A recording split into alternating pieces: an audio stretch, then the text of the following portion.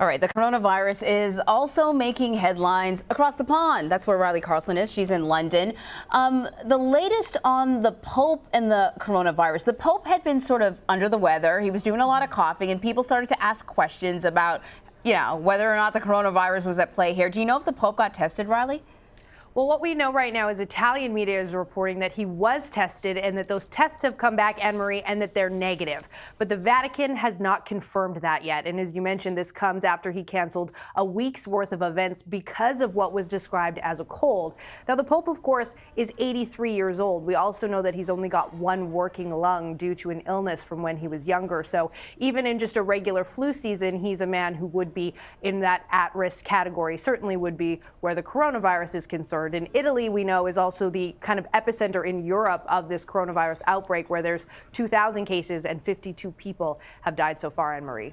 Earlier, I was talking with Laura Podesta about some of the other countries impacted, obviously China, Italy, South Korea as well. But now we're learning a little bit about North Korea. I say a little bit because it is North Korea, but reportedly they lifted a quarantine?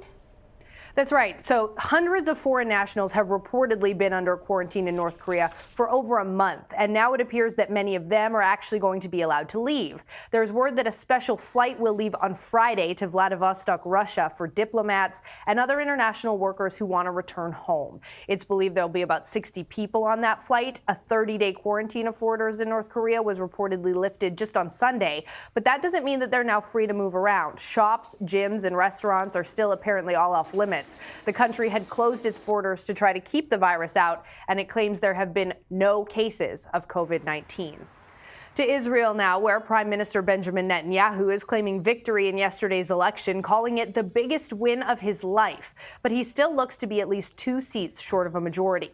This was the third election in less than a year, and neither election left Netanyahu or his rival Benny Gantz with enough seats to form a government.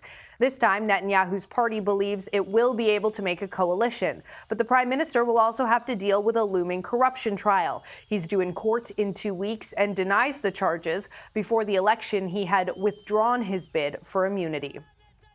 And in Indonesia, the country's most active volcano, Mount Merapi, erupted today, spewing ash and sending smoke over 3.5 miles into the sky, covering nearby communities with gray dust. The eruption happened just before dawn and lasted about 7.5 minutes. A 2-mile radius around the volcano has been declared an off-limits area. The airport in the nearby city of Solo on the island of Java was also shut down. Mount Merapi also erupted just 2 weeks ago, but authorities say this eruption was stronger.